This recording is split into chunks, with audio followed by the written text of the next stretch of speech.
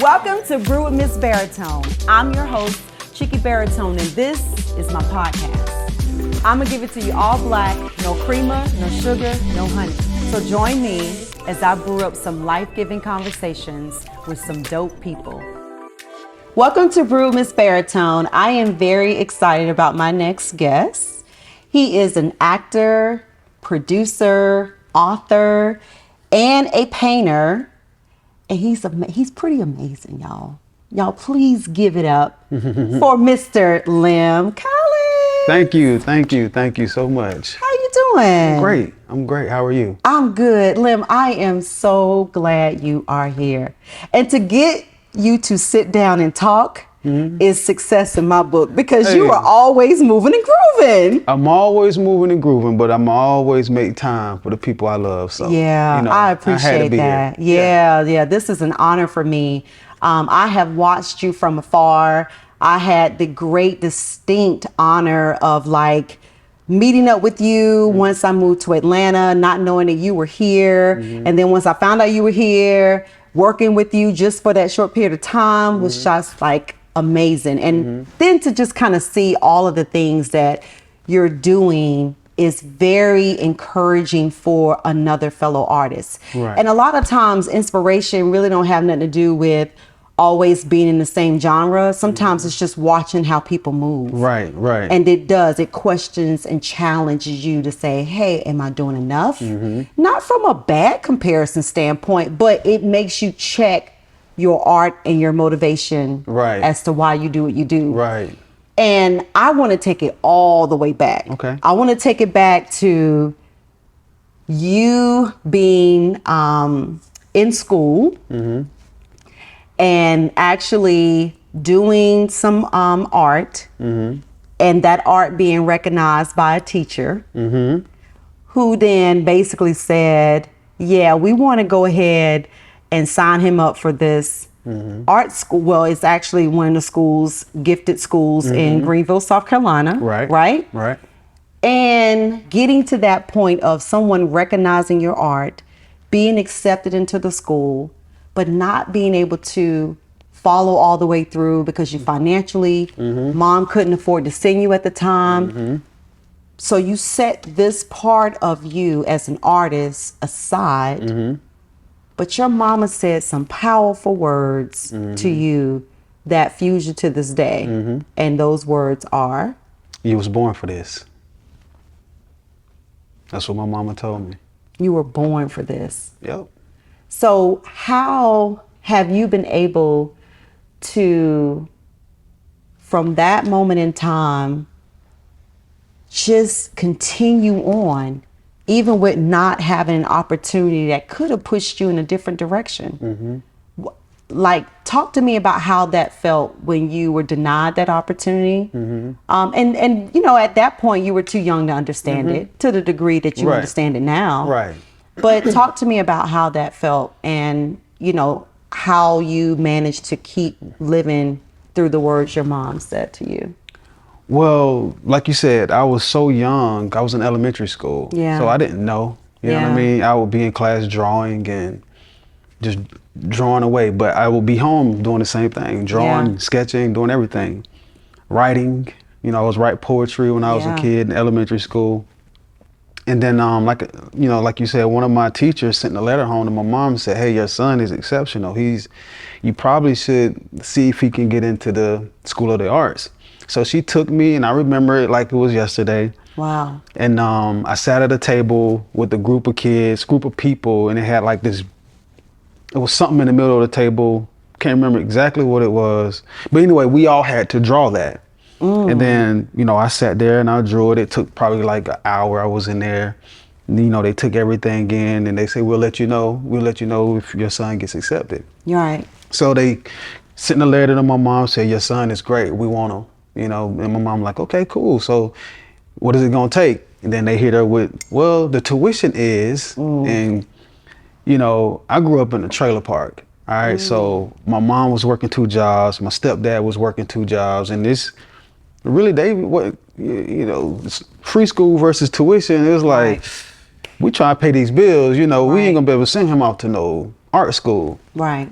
And then, you know, at the same time, growing up where I grew up, being an artist, it's not a real profession. It's like, I ain't gonna say it's not a real profession, it's not a realistic That's what we've been taught, profession. pretty You know, much, yeah. like go to work, go to school, go to college, get your degree and Yep. go to work. That's, you know, that's all my mom and everybody preached for a long time. Go to school.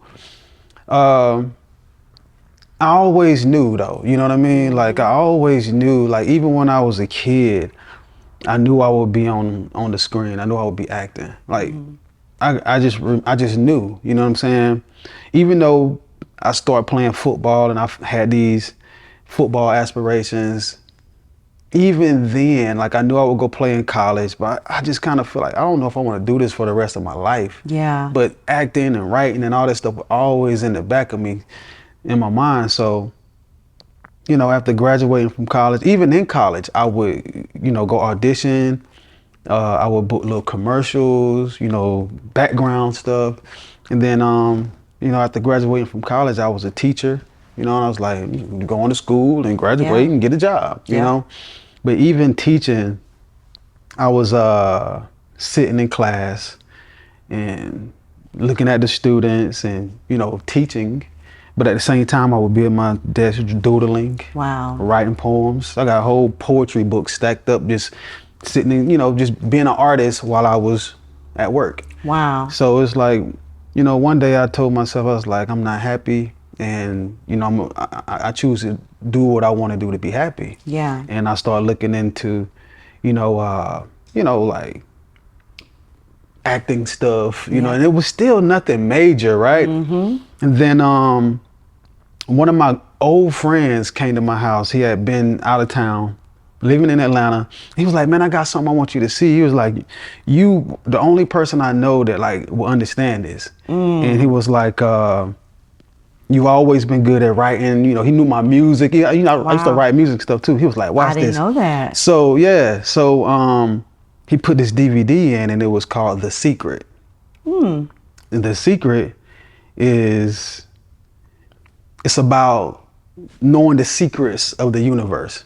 And the main secret of the universe is to put your mind, focus your mind on what it is you want to do, and you will attract it. It's the power, it's the law of attraction. I've heard of The Secret. Yeah. Yeah, the law of now that I think attraction. about it, yeah. Yeah. So I was like, I watched the law of attraction, then I bought the book and I started reading it, and I started manifesting things, because this was back in the MySpace days. Golly. So what happened was I changed my name on MySpace from Lem Collins to actor Lem Collins. Wow. A couple hours later, a playwright in Greenville named Utrina Johnson hit me up and said, hey, I'm looking for a lead guy in this play, because I literally just changed my name to actor. So I auditioned for it and I got the lead role in the play. Dang. After that, I said, you know what, I like this, I want to do it again. I'm still teaching. Okay. So I got up one morning, it was on the weekend, and I wrote a full movie in like 4 hours. I went on MySpace and said, hey, I just wrote a movie, who want to help me shoot it? I got a whole bunch of people around Greenville. We shot this little hood classic. We packed out the theater at Greenville Tech. Probably had like 1,000 people there to come see this movie I just did. And it was a success. So after that, I'm like, this is what I really want to do. Wow. I was going through some stuff financially, because it's like teaching don't make a lot of money. Right. And my house at the time, people didn't know it, we was kind of like up for foreclosure, because I'm trying to pay the bills, trying to teach. Yeah. You know, it's like, damn, so what I'm gonna do? So what ended up happening was we, you know, end up selling the house and moving to Atlanta to pursue acting, writing, producing, and everything that I'm doing now. And this was in 2009. Wow. So I packed up, moved here in 2009, and wrote a movie, got some producers here to help me produce it, and it's been on ever since. So at that point, were you married? Yeah. I've been married since 2007. Since 2007. And this is incredible. And I'm not going to sit here for one moment and think that was easy. No, but it wasn't. But it's the kind of stuff people need to hear. Because everybody wants to look at the finished product, but nobody talks about the fact that moving pieces around for the sake of what you want to do, and your passion work takes grit. Yeah. It takes guts. It takes heart. Yeah. And every day is not going to look the same, or you game for that. Yeah. Because even in a corporate setting, even in a full-time job, you kind of got an idea how your day is going to look. Even when they get a little crazy, you still kind of stay within a certain margin of time. Yep. But to say you want to do something that's your passion work, it looks different every day. Yeah. Every single day. Every day. Well, I tell people you gotta kind of be a little bit delusional. And the reason why I say that. And you were younger then. Yeah. And it's easy to move in that space. Yeah. Now, even if you was to take the wife and kids away, you still, and have all the time in the world, it still would take grit. Even though we got all this accessibility now, we can reach people in China, Japan, you know, Australia, Africa, because of social media, it still takes grit. Grit, grind, determination and drive. Like you can have all the talent in the world, but if you don't have that grit, if you don't have that drive, then you're not going to get anywhere. You know, you got to be able to, you know, sacrifice those smaller moments, you know, for the big moments. And when I say those smaller moments, you know, those moments where you want to kick back and watch TV, or you want to go hang out with the fellas. And I mean, you still have time to do that, but sometimes you got to sacrifice those smaller moments to say, I'm gonna get in here and write this script. Or I'm gonna go in here and do this painting. Or I'm gonna go write this poem. Or, you know, whatever the case may be, it takes a lot of sacrifices. And those are just some of the smaller sacrifices. But financial sacrifices, you know, do I buy these new shoes or do I pay for headshots? You know what I'm saying? Do I, you know, go pay for this audition, or do I use this money to, you know, buy me a burger? You know what I mean? It's certain things. You could be starving. Like I've been starving, but you know, I've had to use money to go towards my goals and my dreams. And the main thing, what people fail to do is that they have these, you know, these dreams, right, of doing all these things, but they fail to set goals. If you don't set a goal, then, you know, like you don't know where to start. You don't know what to do. You know what I mean? It's like, okay, I want to be an actor, but I'm just going to sit here. But now when you set a goal to be an actor, then you actively look into what it's going to take to be an actor. Okay, I need headshots. I need acting classes. I need workshops. I need to know how to, you know, I need to know the terminology when I get on set. Like you have to actively pursue that goal, and you're not gonna just reach out and grab the goal. You got to take steps to the goal. And you know, a lot of times people can tell you what they want to do, but they fail to set realistic goals to achieve it. It has to be measurable to a degree. Like all of the detours to your goals are inevitable, but everything that is successful is measured. Yeah, for sure. You know, it might not be measured to the deadline and timeline, but it has a measurable segment to it that you can't escape. It doesn't matter whether it's you're in a corporation, you still have to pass certain certifications, have certain credentials in order for you to move a certain way. It's no different than in the creative space. You still got to have for you to be an actor. Talk like the certifications that come in, what, SAG. So you gotta have SAG. So, see, these are types of things that, you know, you got to look into. You can't just turn on a camera and, you know, do a couple of things and then, hey, that should get me where I want to be because I had a good day recording this. Like it's a process. It's so much to it, and it is a process. And so many people, you know, hey, Lem, man, you know, put me in a movie. I got this story, man, you need to write my story. It ain't that simple. You know, if I say, yeah, I got you, I'll put you in a movie, then I bring you on set and you don't know what's going on. If somebody say, okay, everybody back to day one, do you know what to do? If this actor says a line that's not on the script, how are you gonna respond? You know what I'm saying? It's like, it's a lot that goes into the preparation, and that's, with anything, if you want to be successful, you got to put in at least 10,000 hours. If you ain't got those 10,000 hours in, then you got work to do. Yeah. You know, and for me over the years, I've got 10,000 hours in writing, 10,000 hours in acting, 10,000 hours in painting. Like, so, you know, you're not considered a professional until you get those 10,000 hours. So, you know, people think they can just wake up and go do it, and it's not that simple. No, and your work speaks for itself. Let me tell you something. I appreciate that. I don't say that lightly. Your writing is crazy amazing to me. Like, you're on levels of people that I have been reading. I mean, Langston Hughes and, you know, Nikki Giovanni, and of course my forever mentor, Dr. Maya Angelou. Like, all jokes aside, I don't make those comparisons. Like, when I went to your show and just to read the poetry in your art, you are a different kind of a beast. I mean, I, as a poet, thoroughly enjoyed that. It was kind of cute in a sense that it's like, you ain't looking for it, but now I'm starting to look for it because I'm looking at your art and I'm seeing words. I'm like, yo, what does that? Because I'm looking with one lens, but when I look at your work, it's super abstract, and you really almost have to break it up in pieces. Yeah. Because you have a story within stories within stories within stories of your artwork. Definitely layers. And I was blown away by that, but it also inspired me as a writer to look beyond just one layer.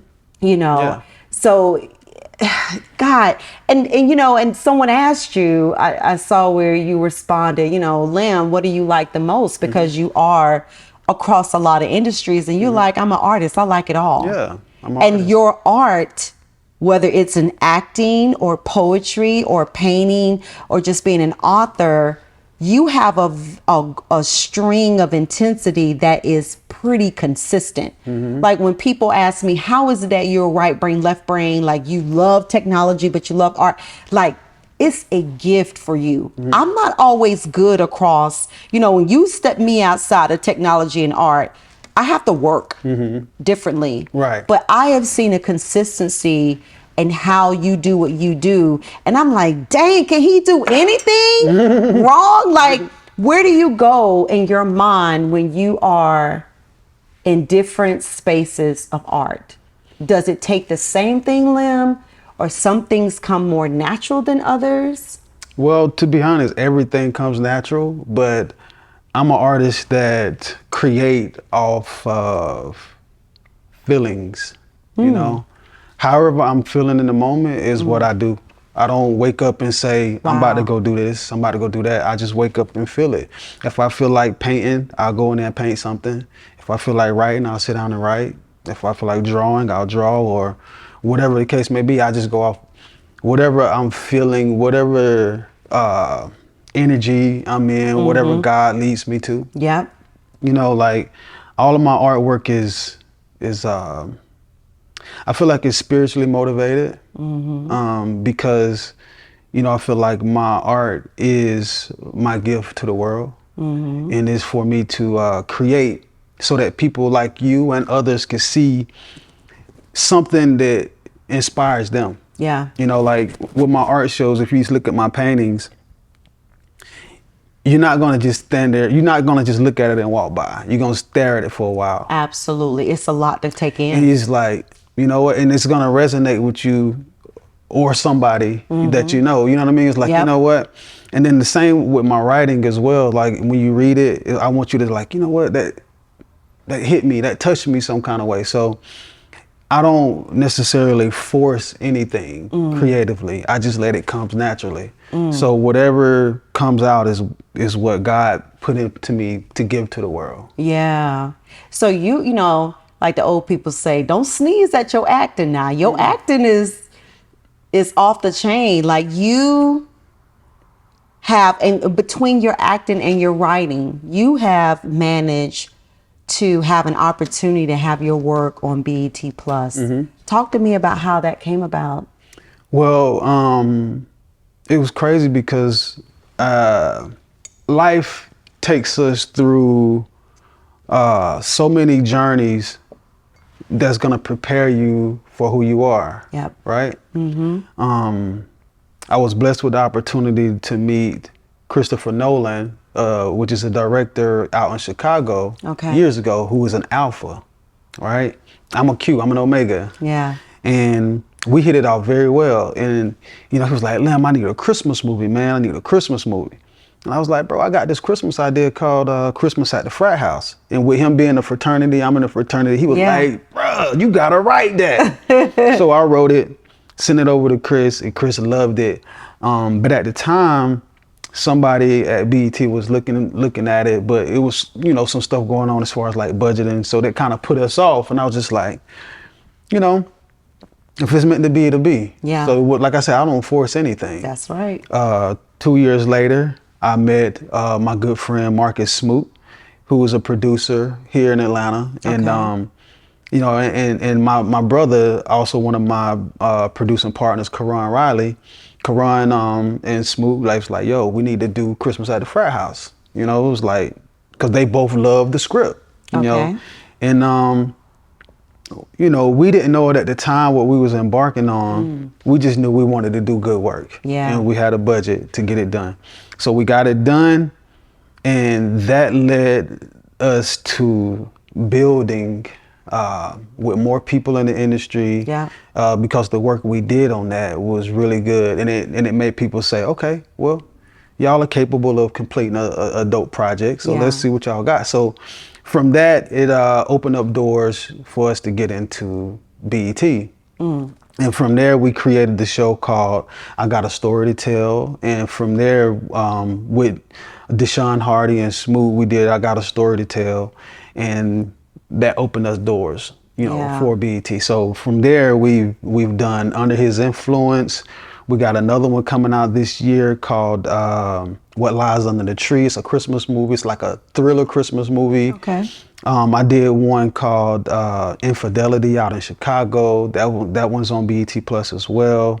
And then I'm actually in the middle of producing one now for BET. It's called For What It's Worth. And it's a really good project. This is one of the ones that I'm most excited about, for mainly because there's something, my mom and my grandma always be like, when you gonna do something that we can watch that, ain't gonna be no killing and, no sex and all that stuff.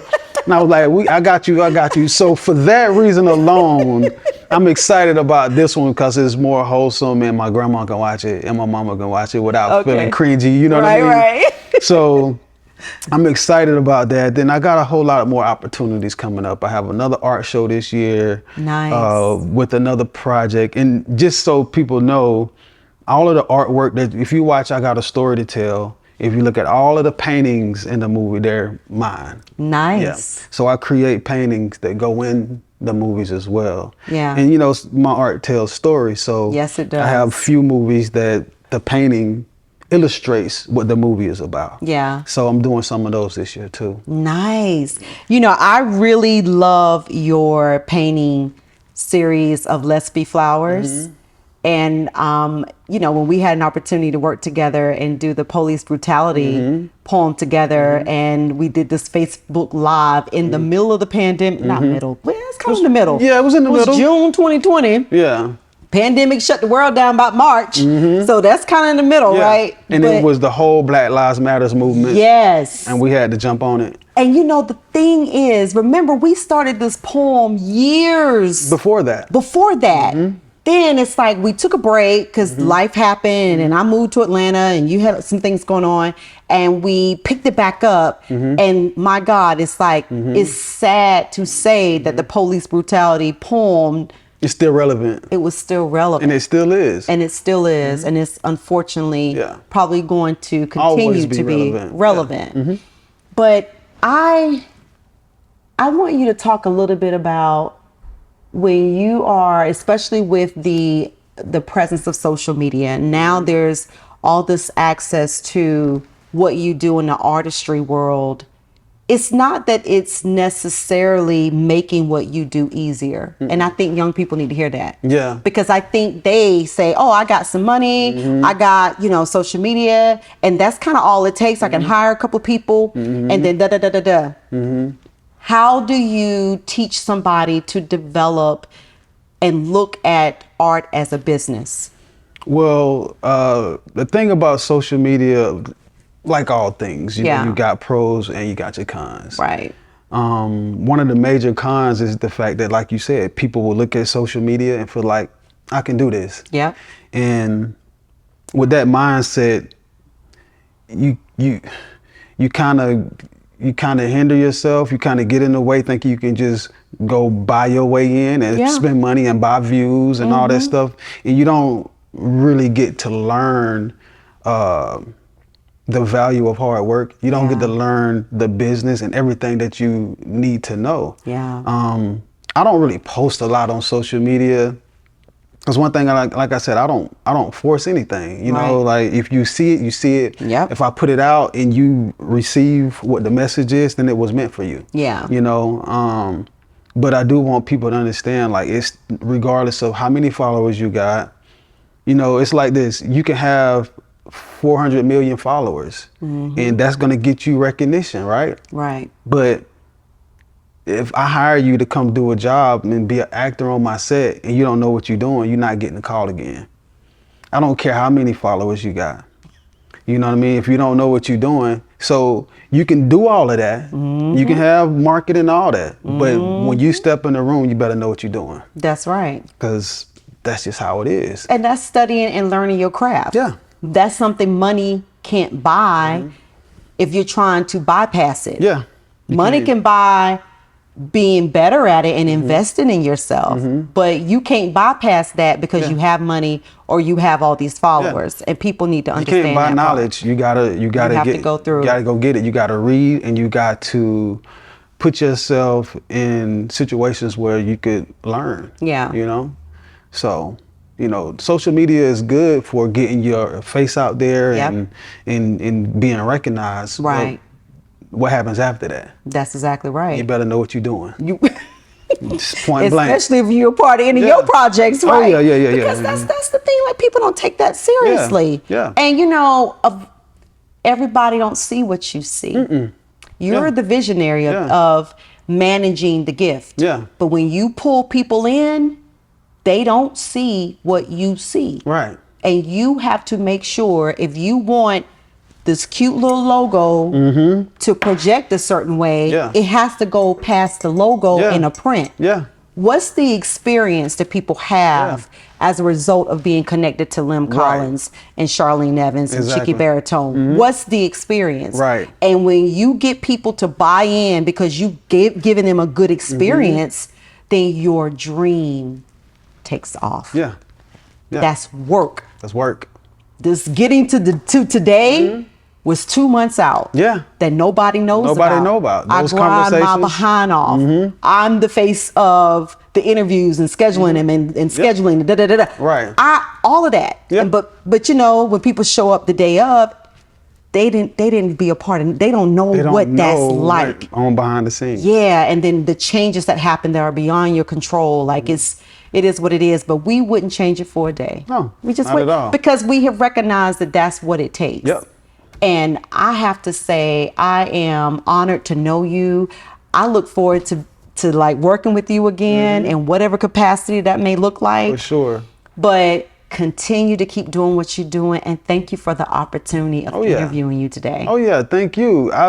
You know, we go way back. Like, I don't know if you know how far we go way back, but I remember doing poetry at the Coffee Underground. Oh yeah. In Greenville, you know what I mean? So I remember you getting up on stage and they saying Chicky Baritone, and that name always, I never forgot it. So when I put a post out on Facebook about looking for poets to do this art with me, and I said, hey, I'm looking for a dope, you know, female poet who could, you know, work with, and everybody in my comments was like, Chicky Baritone. Yeah. And I was like, duh, you know what I mean? Like, yeah, let's do that. So I hit you up, and then here we are. Yeah. And I really look forward to doing more with you. And I have a mad respect for the space you have in film and TV, and I just applaud you in just whatever capacity that I can be of assistance to you. Because that's, you know, I'm gonna put it out there, since we all about putting things out there. Like, I want to be an assistant. I want to be around it and in it. Okay. And learn firsthand. Yeah. If you want one of those, and I want to do it. I want to offer it up as like an internship, like no pay, pro bono. Like I want to be a whole student. Got you. Yeah. I'll probably pay you, but yeah. I need to experience. Like I want to be in that film world. Yeah. I was told something that I'm not going to say on camera. Somebody prophesied something to me, and actually it hit me kind of hard, and I could see it, but I'm not ready to speak it. And I have to do the work. Yeah. And so I want to manifest it, but I don't want to be ignorant in it. Yeah. Because I have respect for people that have gone through the process, and that's what is important. Yeah. That's what gets you respect in what you do. Yeah. Going through the process and not cutting corners. Yeah. So I tell people all the time is, power versus force. You want to live in your power. Don't force anything. That's good. So when it happens, it's gonna happen naturally. Yeah, absolutely. Yeah. Thank you for your time. Yeah, no problem. Thank you. I appreciate it. Thank Y'all you. clap it up for Mr. Lem Collins.